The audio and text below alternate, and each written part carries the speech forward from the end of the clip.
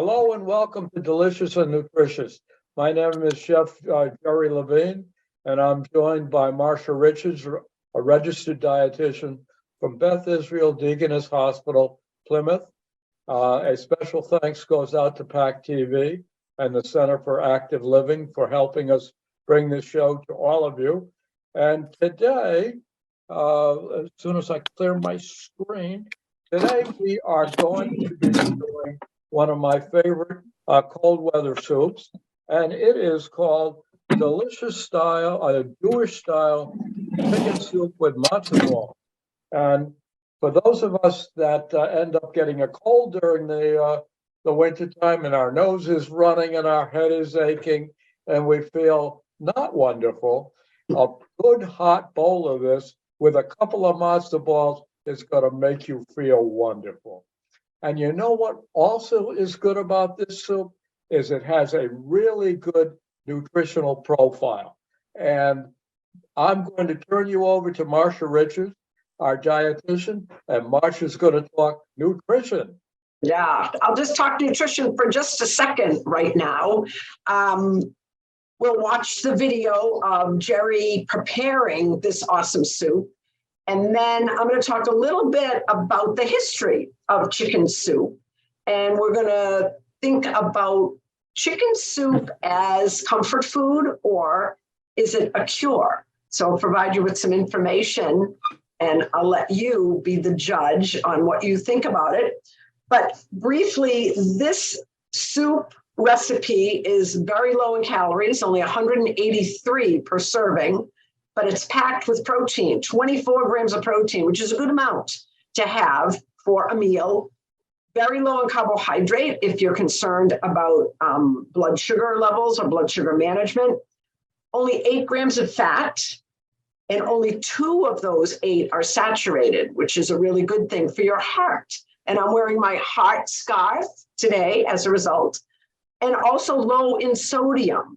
Only 340 milligrams of sodium, which is, if you can keep a meal to that amount of sodium, that's really good. So I say we watch Jerry prepare this soup, and then we'll come back to me and we'll do a little bit more chatting about chicken soup as a comfort or a cure. Today we are going to make Jewish style chicken matzo ball soup. And we start off with all of our ingredients, and these are not properly measured, but I just put them out here because I want you to see what I'm working with. Okay, onions, and this is a Spanish onion, and I'm going to use the whole onion. I'm just going to toss it in my pot. And why am I doing that? And why aren't I peeling the onion? Well, the reason being is because you see this skin? There's a lot of color in this skin, and it will make the chicken soup nice and golden. Okay, parsnips. Just take them and take the skin off. Reason why I take the skin's a little tough, and sometimes it's very dark, and you don't want to have that.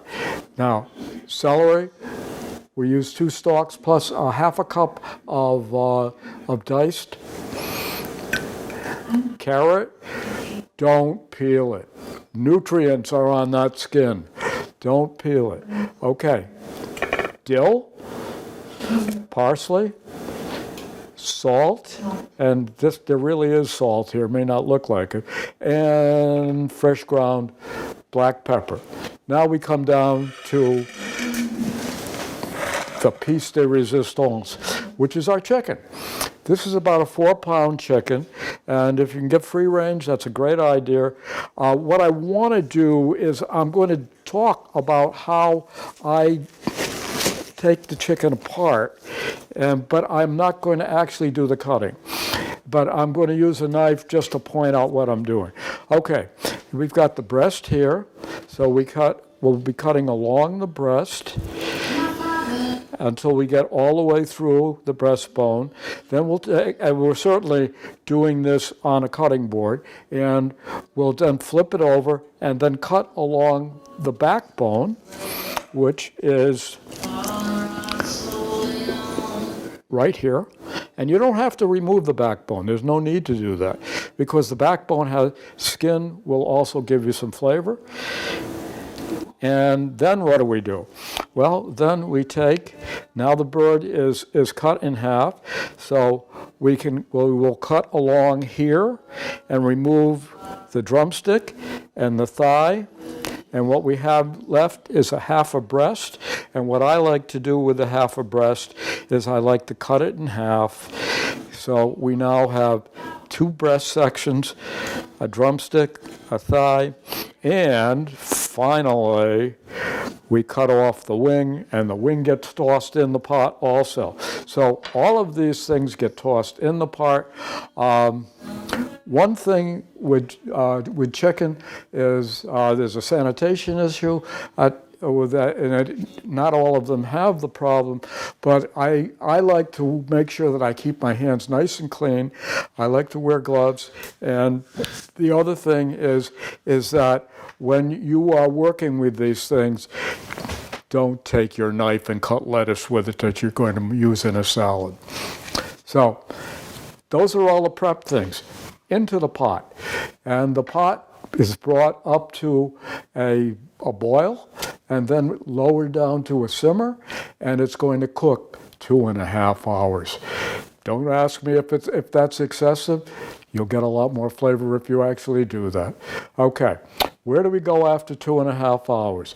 We then take the pot and we strain it. We separate the chicken pieces from all the vegetables. The vegetables get discarded because they are very soft and we don't want to eat them. All right, and then we take the chicken and we put it into the refrigerator because we want it cool, because we're going to have to cut the meat away from the skin and the bones, and that's critical. And it's a lot better if you can do it with when it's cold. I like to put on a pair of rubber gloves, and because I just basically pull the whole thing apart. 2 things. One, you want to get rid of all the fat. Secondly, you want to make sure that you've touched the meat and gotten rid of the bones. And if you got a really big piece, use a clean knife, cut it up, and away it goes. So then we're now ready to make the matzo balls. Okay, we are going to make matzo balls. What are matzo balls? Matzo balls are made out of matzo meal. This is a cup with matzo meal, and I'm just showing it to you so you can see. And what we also have in our bowl right here is my ingredients that are going into the matzo meal. Okay, what do we have for ingredients? We've got some oil, and I'm using an oil that doesn't have any flavor, and it is canola. Okay, and we would be using 2 raw eggs, but I haven't measured these things. So this is the matzo meal right here, and here's some water, or you can use chicken broth. Either way, if you happen to have it, and our favorite little kosher salt. Okay, the 2 eggs have been put into here. The oil has been put into here. The broth or or water has been put in here. Salt's been put in there. Now we're going to put the matzo meal in, and do it slowly because you don't want any lumps and bumps. And we are working our way through this, and you'll see that what happens in a minute. Now it's starting to come together, and you're going to say, this is really loose. Well, it is loose. And you know what's going to happen? I'm going to put this in the refrigerator for 20 minutes. The purpose of putting it in the refrigerator is to help it set up. And then when we take it out of the refrigerator, I'm going to show it to you, and you're going to see it look very differently than what we have here. See how loose this is? It's not going to be like this after it's refrigerated. I guarantee it. So let me just mix it up real good. Get this off of here.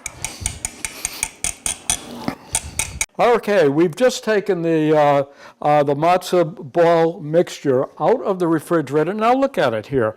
It doesn't look like it wants to move. Well, it's supposed to be set up like that. That's the reason why I put it in there. What I really wanted to do was have the egg and the liquids go into the hydrate the matzo meal. So now what do? We're going to make matzo balls. All right.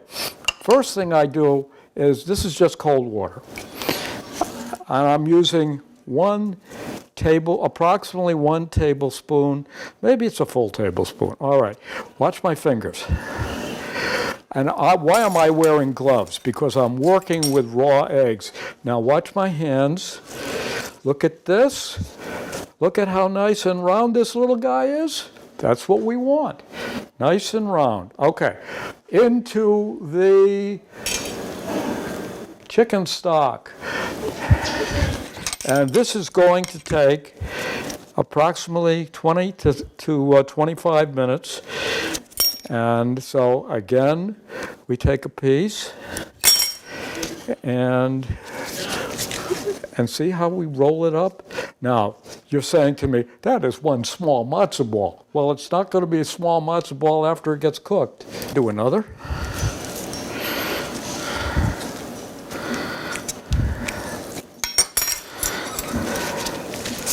And another nice little ball at a nice little simmer. And we want it to continue doing that because we don't want our matzo balls to stick to the bottom, which is pretty rare, but that's all right. Okay, right now we have our chicken, which was cut up before we put it into the pot for 2.5 hours with boiling water. And I have cooled it down in the refrigerator, so I can touch it with my hands. Notice I'm wearing gloves, and I can touch it with my hands, and I'm not going to burn myself. And we're going to debone it and deskin it. This is a piece of breast. The breast would extend out here, and I cut it in half. So now I am this is such an easy process. And I like to really do it with my hands because I can feel where all the bones are. And and you're going to say, but Jerry, look at the size of the piece. You can't wrap your mouth around that.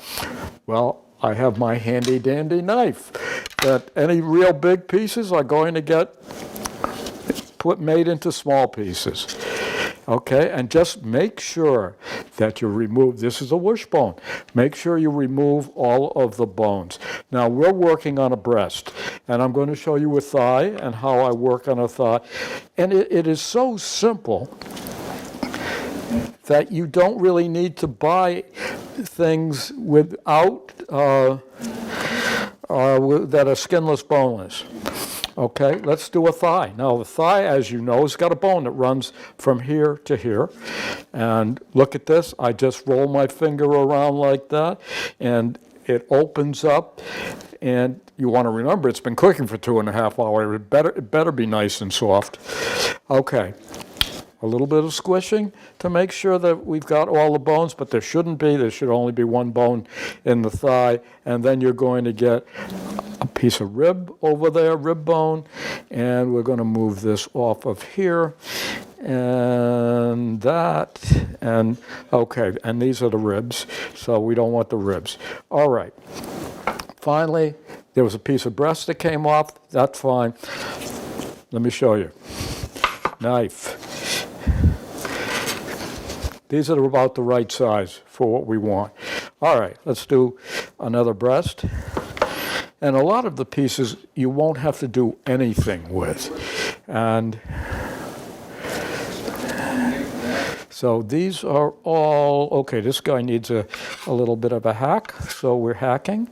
And this is just another way of knowing, have I removed all the bones? Okay. We have gotten all the bones out of it. This is the bone pile, and these are all pieces of the chicken, and that's how we debone a chicken. So, Jerry, after you deboned it, then you put it back in the strained broth? Marcia, that is correct. After I debone it and take the skin off and cut it into the mouth-sized pieces, and it goes back into the broth along with the carrots that I have saved, and I want to cook the carrots in there. And then we have cooked the matzo balls in boiling water, and the matzo balls can go into the refrigerator if you want, or you can put them then into the soup. So what we've got is we've got the hot broth, we've got the carrots, we have the chicken and the matzo balls, and we warm it up, stick it into a really nice bowl. And I like a nice white bowl with a big spoon, because I'm planning on eating a lot of this stuff. So and then we serve it, and it's delicious. Sounds good. So I'm going to share a little information about chicken soup for you now. So I need to share my screen. Okay, so everyone should be able to see that. Yes. Okay, so when I was doing my research about it, I was coming across a lot of varying information about chicken soup. Is it a cure for the common cold, or is it more about comfort? So I'm going to share a little bit. So we're going to go back in time, back to the 2nd century AD. So we're going way back. And chicken soup was being used in the 2nd century. A physician named Galen recommended chicken soup for people who had a migraine, leprosy, and constipation.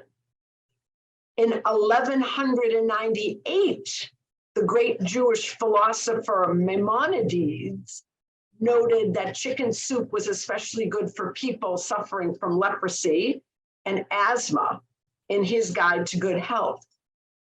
And some of the first recipes for chicken soup can be found in the 8th century in Italy, and they found these in psalters, and these are books of Psalms, kind of like Bibles.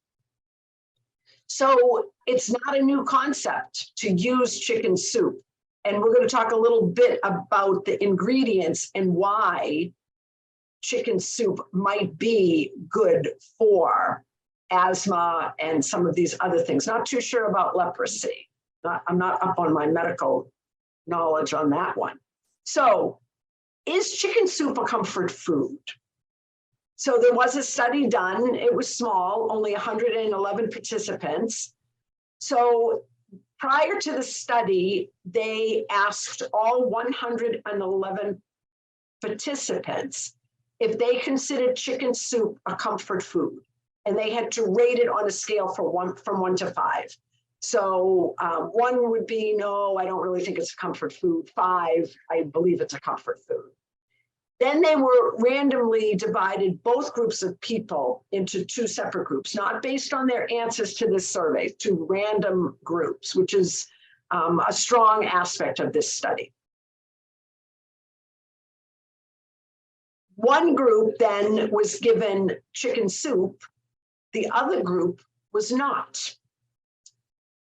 Then participants from both groups completed a word completion task.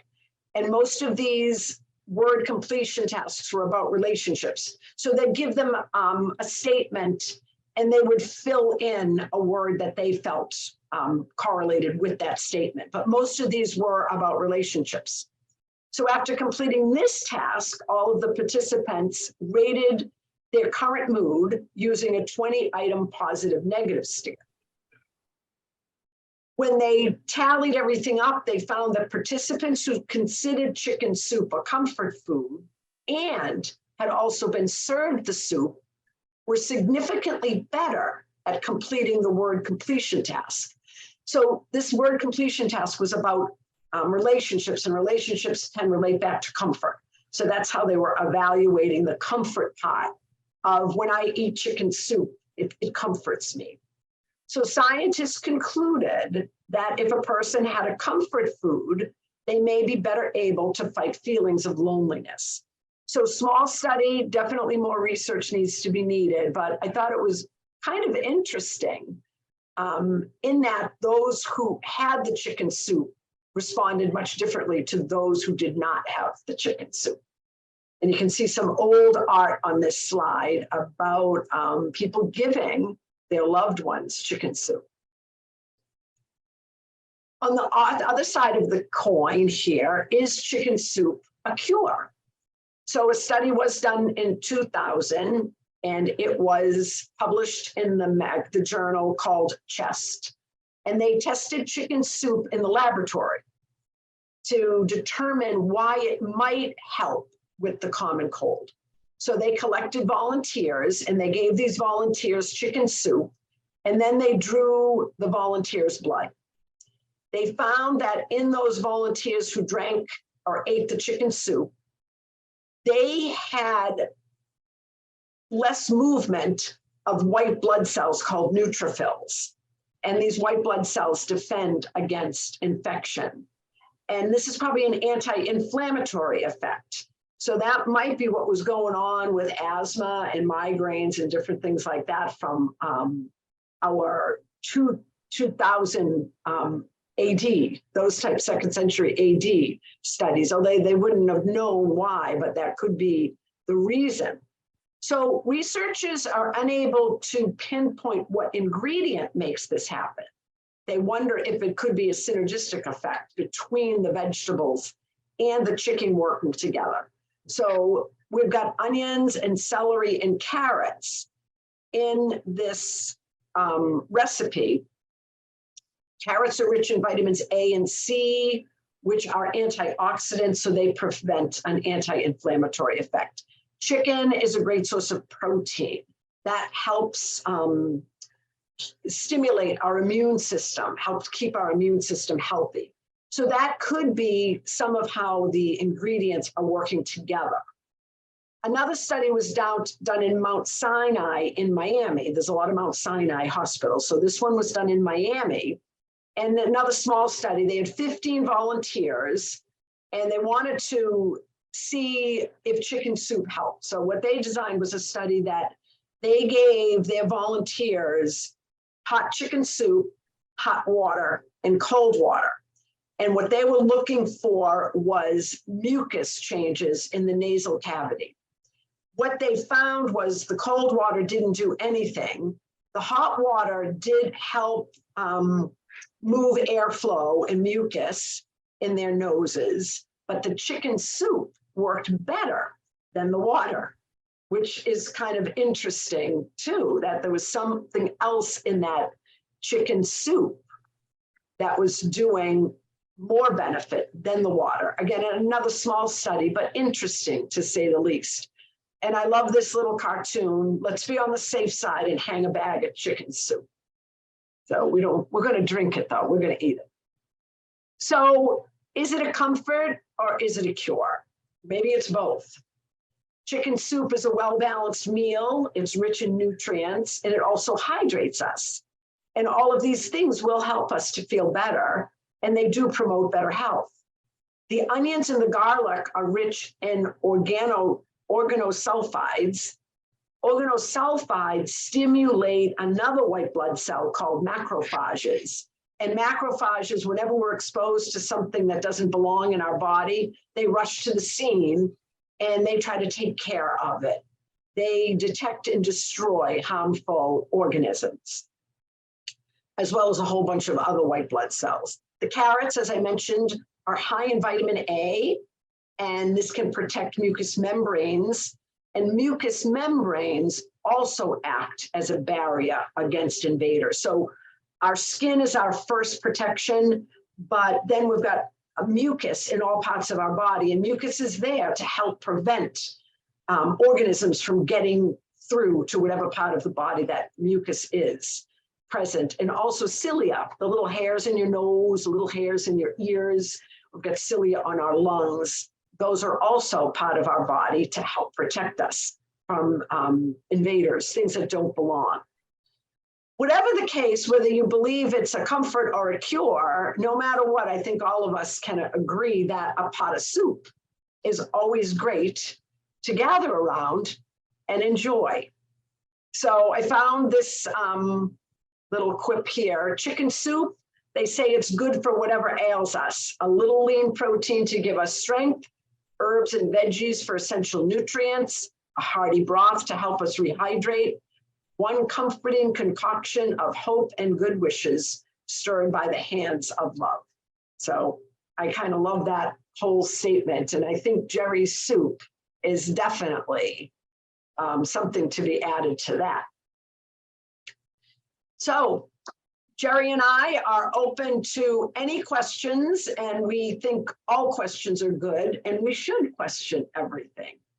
So I'm going to close this down.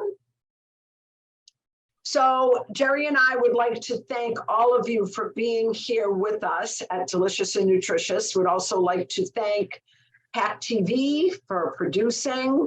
We'd like to thank Plymouth Center for Active Living for marketing, BID-Deaconess in Plymouth, where I work. Mostly, I want to thank Jerry for all of his time that he donates to this program and his wonderful recipes. And we both want to make sure we thank all of you who are watching, because without you, Delicious and Nutritious wouldn't be. So thank you all, and we wish you a great, great day.